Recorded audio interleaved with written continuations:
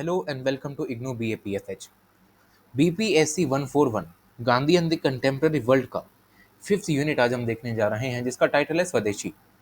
तो इंट्रोडक्शन में हमें बताया गया है कि जो स्वदेशी नाम का एक शब्द है वो संस्कृत से लिया गया एक शब्द है। अगर इसका हम संधि भी छेद करते हैं तो ये दो शब्दों में टूटकर निकलता है, जिसमें पहला होता है स्व। स्व का मतलब होता है सेल्फ या ओन। उसके बाद आता है देश। देश का मतलब कंट्री। तो अपनी कंट्री, ये हुआ मतलब स्वदेशी का।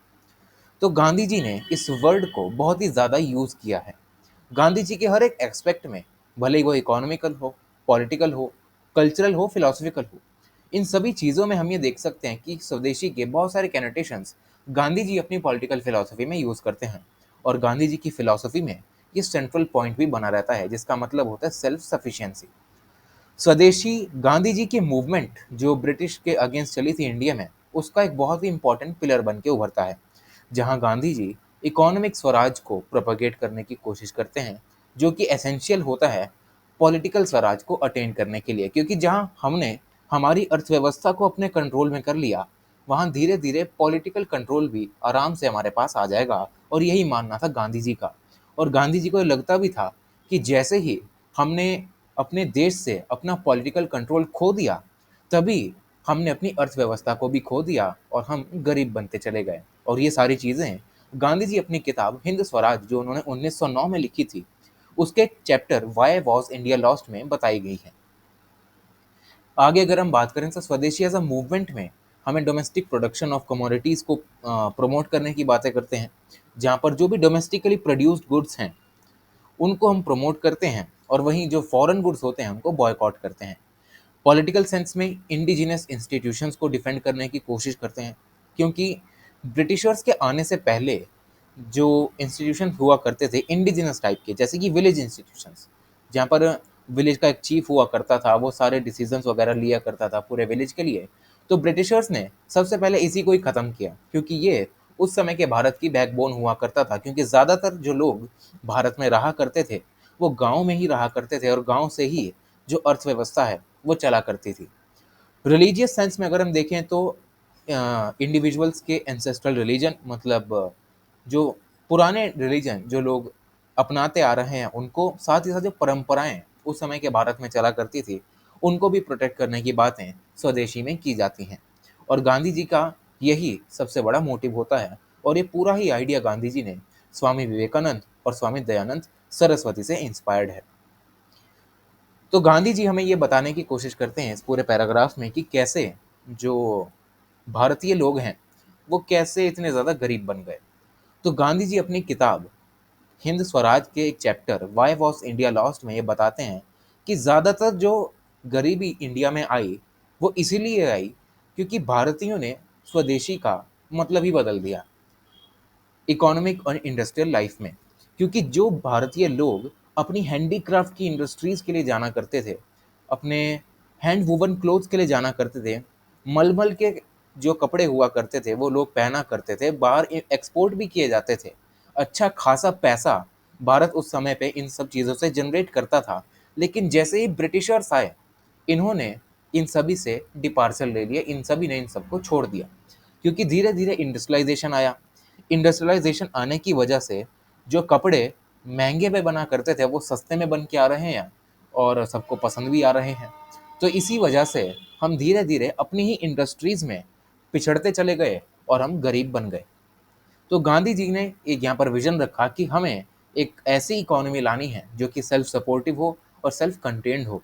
क्योंकि स्वदेशी एज अ स्ट्रैटेजी देखें तो गांधी जी इसे ऐसा की फोकस पॉइंट मान के चलते हैं, और स्वराज का इसे सोल मानते हैं कि जब तक हम स्वदेशी नहीं लाएंगे तब तक हम स्वराज नहीं ला सकते। स्वदेशी एज अ कॉन्सेप्ट को अगर हम देखें तो गांधी जी ने इसको एक नेशनल मीनिंग भी दिया कि स्वदेशी हमें हर एस्पेक्ट में होना है। ये नहीं कि सिर्फ इकोनॉमी में स्वदेशी हो गए, बल्कि टेरिटरी, इकोनॉमी और कल्चर, साथ ही साथ मैं बोलूँगा पॉलिटिकल कंट्रोल भी, सब कुछ हमें स्वदेशी में ही लाना होता है। स्वदेशी मूवमेंट की अगर मैं बात करता हूँ तो इंडिया में एक्सटेंट इस हद तक था कि बाहर से बनी हुई चीज़ें, जैसे कि साड़ियाँ जो हुआ करती थी, जो इम्पोर्टेंट मटेरियल से बना करती थी, तो महिलाओं ने उन साड़ियों को जलाना शुरू कर दिया।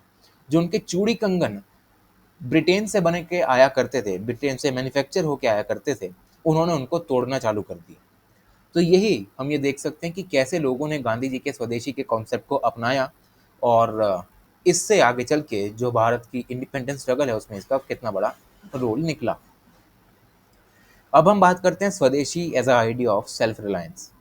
तो जनरली जो आइडिया है स्वदेशी का वो गांधीयन फिलॉसफी में बहुत ज़्यादा इंपॉर्टेंट है, जिसका मतलब होता है local self reliance and local use of knowledge and abilities.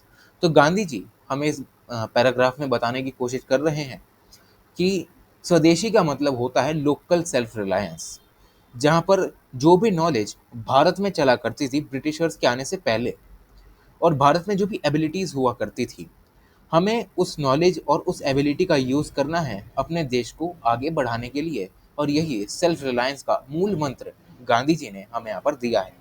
स्वदेशी का मेनली मतलब ये होता है कि प्रोटेक्शनिस्ट टेक्निक की तरह काम करता है, जहाँ पर गांधी जी जो भी मर्केंटाइल पॉलिसीज हुआ करती थी ब्रिटिशर्स की, जो सिर्फ एक्सप्लॉयटेशन के काम आती थी, वहाँ गांधी जी अपने देश के वासियों को ये बताने की कोशिश कर रहे हैं कि तुम्हें जो भी कपड़ा भारत से बाहर बन के आ रहा है उसको तुम्हें नहीं पहनना है, उससे दूर रहना है।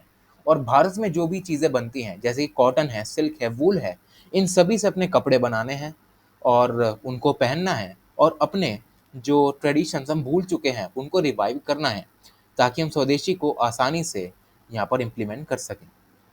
क्योंकि गांधी जी को ये लगता था कि जैसे ही हमने लोकल एंटरप्राइज से उनके प्रोडक्शन और कंजम्पशन को छीन लिया, उनके सोशल और कल्चरल कंटेक्स्ट से, तभी से ही हम यहाँ पर अपने ट्रेडिशन से जो एलिनेशन है वो हमारा होने लग गया। और जैसे ही हम अपने ट्रेडिशन से एनिलेट हुए, वैसे ही ब्रिटिशर्स ने हमारा एक्सप्लॉयटेशन करना चालू कर दिया, क्योंकि हम बढ़ चुके थे। तो इसी भारत की वाइटैलिटी और उसके कल्चर को रीजनरेट करने के लिए गांधी जी ने एक विजन रखा कि हमें भारत को इस हद तक फ्री बनाना है कि सिर्फ ये एक नेशन स्टेट ना हो, बल्कि एक ऐसी कन्फेडरेशन हो जो कि सेल्फ गवर्निंग हो, सेल्फ रेस्ट्रेंड हो, सेल्फ रिलायंट हो और सेल्फ एम्प्लॉयड हो। मतलब सारे लोग भारत के हों, भारत के लिए काम करें, आत्मनिर्भर बने और खुद ही का रोल खुद ही इस्टेब्लिश करें बिना किसी बाहरी ताकत के। और ये सारी चीज़ें शुरुआत यहाँ पर करती हैं विलेज कम्युनिटीज़ से। तो उस समय की जो मैक्सिमम इकोनॉमिक और पॉलिटिकल पावर हुआ करती थी, वो यहाँ पर डिसाइड की जाती थी कि जो विलेज लेवल के जो लोग हैं वो यहाँ पर डिसाइड करते थे और विलेज असेंबलीज के लोग यहाँ पर इन्हें डिसाइड किया करते थे। तो गांधी जी को ये लगता था कि भारत में अगर जो लोग हार्मनी के साथ रह रहे हैं, जो पहले रहा करते थे, अगर उन्हें अब रिवाइव करना है तो इन विलेज की असेंबलीज को सबसे पहले हमें रिफॉर्म करना शुरू करना पड़ेगा, ताकि विलेज से ही हम शहरों में जाएंगे, शहरों से हम आगे बढ़ सकते हैं। तो गांधी जी का ये मतलब यही था कि जो लोग थाउजेंड्स ऑफ ईयर्स से हार्मनी के साथ विलेजेस में रह रहे हैं, उनका सराउंडिंग अच्छा खासा है, अपने हाथों से वो अपने जो अपने कपड़े हैं वो बुन रहे हैं और घर की खेती का खाना खा रहे हैं, होममेड गुड्स का इस्तेमाल कर रहे हैं, अपने जानवरों की यहाँ पर सुरक्षा कर रहे हैं, अपनी ज़मीन की सुरक्षा कर रहे हैं, और जो भी फेस्टिवल्स यहाँ पर नेचर से जुड़े हुए हैं भारतीय, उन सभी को परफॉर्म कर रहे हैं। इनको सबसे पहले रिवाइव करने की ज़रूरत है, क्योंकि यही यहाँ पर फाउंडेशन रखेंगे हमारे स्वराज की। आगे बात करते हैं स्वदेशी एंड इकोनॉमिक पॉलिसी की। तो गांधी जी का जो स्वदेशी था वो एक इकोनॉमिक डॉक्ट्रिन भी माना जाता है, जहाँ पर गांधी जी ना सिर्फ सेल्फ रिलायंस की बात करते हैं बल्कि इंडिजिनस स्किल्स और नॉलेज सिस्टम्स को भी यूज़ करने की बात करते हैं, जिससे कि एक सिंपल लिविंग और एक इंसान अपनी डिग्निटी के साथ जी सके। क्योंकि ग्लोबलाइजेशन के टाइम पे जैसे ही मार्केट ओरिएंटेशन बदला, कमर्शलाइजेशन होने लग गया लाइफ का, तो स्वदेशी का आइडिया जो था वो धीरे धीरे पिछड़ने लग गया। लोग एडवांसमेंट की तरफ जाने लगे, लोग मशीनों से काम निकलवाने लगे, और जो लेबर इंटेंसिव टेक्निक्स भारत में पहले यूज़ की जाती थी, अब वो यहाँ पर मशीन इंटेंसिव टेक्निक्स के रूप में आने लगी। और यहीं से स्वदेशी ने अपना कंटेम्प्रेरी रेलेवेंस भी निकाला, जहाँ पर गांधी जी हमें स्वदेशी को कैसे डील करना है उसके बारे में बताते हैं by using the indigenous skills and it's productivity. तो गांधी जी ये कहते हैं कि जो स्वदेशी का आइडिया है हमें उसे फॉलो तो करना है। उन्होंने हमें कुछ प्रैक्टिकल आइडियाज़ भी दिए कि कैसे डे टू डे लाइफ में हम इसका यूज़ कर सकते हैं, जैसे कि खादी का हम यूज़ करें, विलेज को डिसेंट्रलाइज करें, जो कि हम पहले यूनिट में पढ़ के आए हैं। उसके बाद ट्रस्टीशिप का मॉडल दिया, ब्रेड लेबर का कॉन्सेप्ट दिया। लेकिन गांधी जी यहाँ तक नहीं रुकते। गांधी जी ये कहते हैं कि हमें साइंस एंड टेक्नोलॉजी पे भी काम करना चाहिए। ये नहीं कि हम मशीनों से दूर भागते रहें सिर्फ। मशीनें भी ज़रूरी हैं, लेकिन हमें अपने तरीके से उन्हें डेवलप करना है, क्योंकि साइंस एंड टेक्नोलॉजी भी उतना ही ज़्यादा ज़रूरी है, क्योंकि उनको ये एक्सेप्टेड था कि जिन आर्टिकल्स का हम यूज़ करते हैं इंडिया में, उनकी भी एक लिमिटेशन हो सकती है, और अगर ये लिमिटेशन बढ़ती गई तो भारत पिछड़ सकता है। और इसी एक्सक्लूजन से डर से गांधी जी ने ये कहा कि हमें पूरी तरीके से फॉरेन गुड्स को बॉयकॉट नहीं करना है, बल्कि जो भी चीज़ें हमारे लिए एसेंशियल हैं उन्हें हमने अपनाना चाहिए, और एक हेल्दी लिटरेचर और एक हेल्दी कंपटीशन शुरुआत करनी चाहिए इस पूरे वर्ल्ड में, जिससे कि हम अपने देश को आगे बढ़ा सकें। एग्जाम्पल के रूप में गांधी जी ये कहते थे कि सर्जिकल इंस्ट्रूमेंट्स जो इंग्लैंड में बने हुए हैं, हमें उनका यूज़ करना चाहिए। पिन और पेंसिलें जो ऑस्ट्रिया में बनी हैं, उन्हें यूज़ करना चाहिए। घड़ियाँ जो स्विट्ज़रलैंड में बनी हैं, हमें उसमें यूज़ करना चाहिए। लेकिन जो चीज़ें हम भारत में प्रोड्यूस कर सकते हैं, जो एबिलिटी भारत के पास है, जैसे कि कॉटन फैब्रिक को उगाने की, वो हमें कभी भी इंग्लैंड और जापान से नहीं मंगाने चाहिए, वो हमें भारत में ही यूज़ करनी चाहिए। ये मतलब था गांधी जी का स्वदेशी का एज एन इकोनॉमिक फिलॉसफी। अब हम बात करते हैं विलेज इकोनॉमी की। तो ब्रिटिशर्स जो हुआ करते थे वो सेंट्रलाइज्ड सिस्टम को अपनाते थे, जहाँ पर इंडस्ट्रियलाइजेशन और मैकेनाइज्ड मोड्स ऑफ प्रोडक्शन का यूज़ किया जाता था। लेकिन गांधी जी का जो विचार था वो इससे ही बिल्कुल उलट था, जहाँ पर गांधी जी डिसेंट्रलाइजेशन की बात किया करते थे, हैंडक्राफ्ट मोड ऑफ प्रोडक्शन की बात किया करते थे।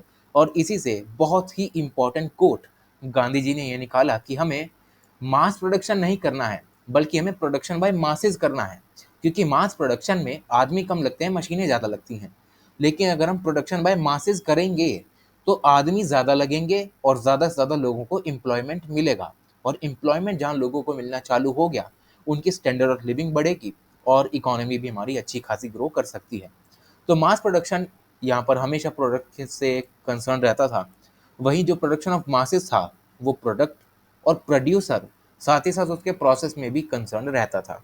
और यही मेन मोटिव गांधी जी की स्वदेशी इकोनॉमिक आइडियाज़ में हम देख सकते हैं, जहाँ पर विलेज इकोनॉमी और लोकल इंडस्ट्रीज़, जिन्हें हम कॉटेज इंडस्ट्रीज़ के नाम से जानते हैं, उनका एक अच्छा खासा इंपॉर्टेंट रोल प्ले रहता है, जहाँ पर गांधी सेल्फ सफिशिएंसी और विलेज कम्युनिटी को सेल्फ सफिशिएंट बनाने की ओर अग्रसर होते हुए हमें दिखाई देते हैं।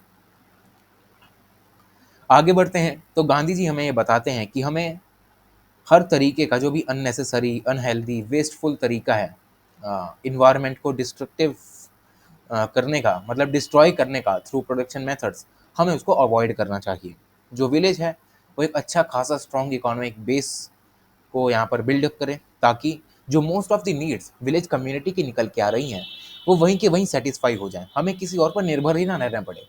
क्योंकि अगर हर एक विलेज इकोनॉमी अपने आप में फ्री हो गई, उसके खुद के कारपेंटर हैं, शू मेकर हैं, पॉटर हैं, बिल्डर हैं, मैकेनिक हैं, फार्मर हैं, अगर ये सारे लोग एक विलेज कम्युनिटी के इंडिपेंडेंटली काम करेंगे अपनी कम्युनिटी के लिए, तो किसी भी कम्युनिटी या किसी भी विलेज को दूसरे पर निर्भर होने की कोई ज़रूरत नहीं पड़ेगी, और अच्छा खासा जो पैसा है हम यहाँ से जनरेट कर सकते हैं। और इसी में जो विलेज हैं वो बहुत बड़ा रोल प्ले करते हैं, जिन्हें गांधी जी विलेज रिपब्लिक के नाम से भी बुलाते हैं। और आगे सारी जो चीज़ें यहाँ पर दी गई हैं वो पिछले यूनिट्स के इस टॉपिक से बिल्कुल सेम है, तो आप उस वीडियो को जाकर देख सकते हैं, बाकी ये सारी चीज़ें सेम ही हैं। अब हम बात करते हैं स्वदेशी मूवमेंट की। तो स्वदेशी मूवमेंट का इनिशियल जो हम इनकारनेशन देखते हैं, वो गांधी जी से पहले के लोग जो हुआ करते थे, जैसे कि दादा भाई नारोजी, महादेव गोविंद रानाडे और बिपिन चंद्र पाल, इन सभी लोगों ने स्वदेशी का आइडिया यहाँ पर दिया।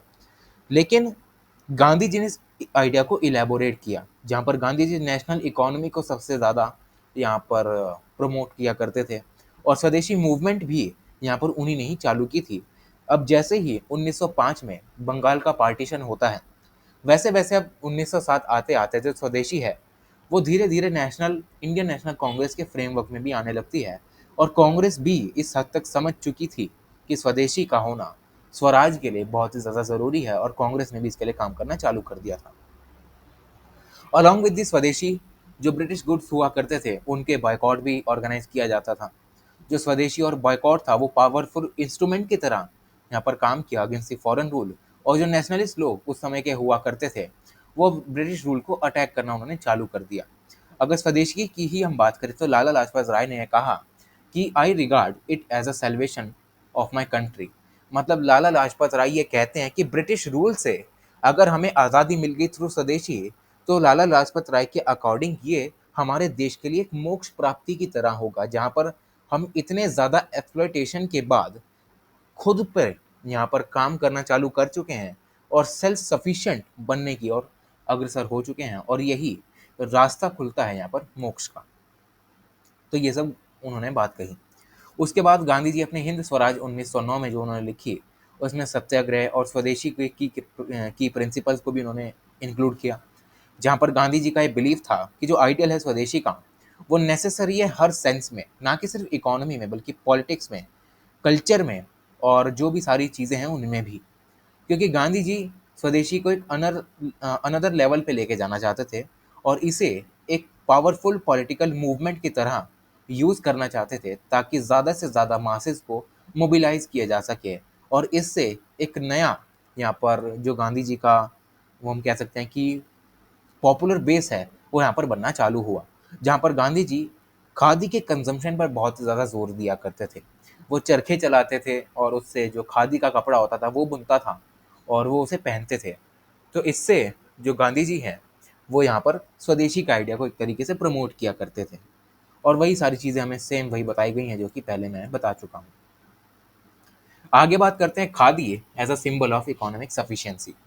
तो जो टर्म स्वदेशी है, वो हम इकोनॉमिक और पॉलिटिकल डायमेंशन दोनों में यूज़ करते हैं in the context of India struggle for independence.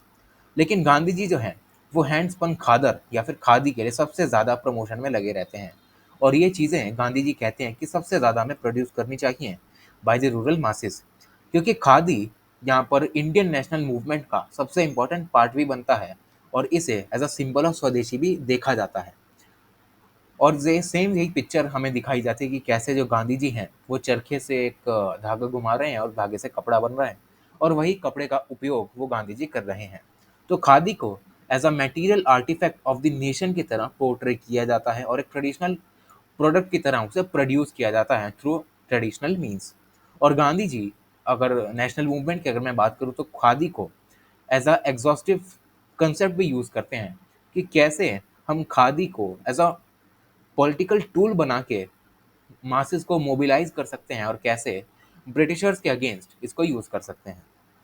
जहाँ पर जो स्वदेशी है, वहाँ पर लोकल प्रोडक्ट्स को सबसे ज़्यादा प्रेफरेंस दी जाती थी, और जो इन्फीरियर, भले ही वो इन्फीरियर हों, एक्सपेंसिव हों दूसरे सस्ते मशीनी कपड़ों से, तो वो भी यहाँ पर इसको प्रमोट किया करते थे, भले ही वो महंगे हों और भले ही वो इन्फीरियर भी हों, लेकिन हमें लोकल मैन्युफैक्चरर्स को यहाँ पर प्रमोट करना है, और यही मेन आइडिया था गांधी जी के पूरे स्वदेशी आइडिया का।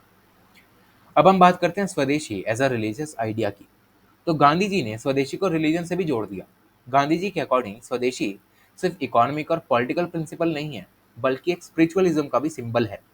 गांधी जी इकोनॉमिक स्वदेशी को तो कंसिडर करते ही थे, जहाँ पर जो भी बॉयकॉट मूवमेंट उन्होंने चलाए वो तो बढ़िया ही थे, लेकिन गांधी जी ये भी बिलीव करते थे कि स्वदेशी को एज अ रिलीजियस प्रिंसिपल भी हम यूज़ कर सकते हैं, ताकि हम कंप्लीट डिसरिगार्ड हो सकें इस फिजिकल डिस्कम्फर्ट से जो कि इंडिविजुअल्स को ब्रिटिशर्स द्वारा दिया जा रहा है। तो एज अ पर्सन, जब एक इंसान स्वदेशी को प्रैक्टिस करने की सोचता है, तो वो धीरे धीरे अपने आप को सेल्फ डेवलप भी करता है अकॉर्डिंग टू गांधी जी। गांधी जी के अकॉर्डिंग स्वदेशी, अगर हम रिलीजन टीचिंग्स में जाएं, तो one of the most glorious past हम यहाँ पर गांधी जी बताने की कोशिश करते हैं, जिसे कि जो प्रेजेंट जनरेशन है वो भी इसे यूज़ कर सकती है अपने स्पिरिचुअल एनलाइटनमेंट के लिए। उसके बाद गांधी जी ये भी बताने की कोशिश करते हैं कि जो केओस यहाँ पर यूरोप में मचा हुआ था मॉडर्न सिविलाइजेशन में, जहाँ पर जिसे हम ईविल एंड डार्कनेस का पीरियड कहते हैं, वहीं इंडियन सिविलाइजेशन की अगर हम बात करें, जो कि हर एसेंस में खुद ही के काम खुद किया करती थी, वो एक डिवाइन फोर्स की तरह उभर के आती है, और इसी से गांधी जी स्वदेशी को रिलीजन से भी जोड़ देते हैं। तो यही खत्म होता है हमारा पूरा unit. Thank you so much.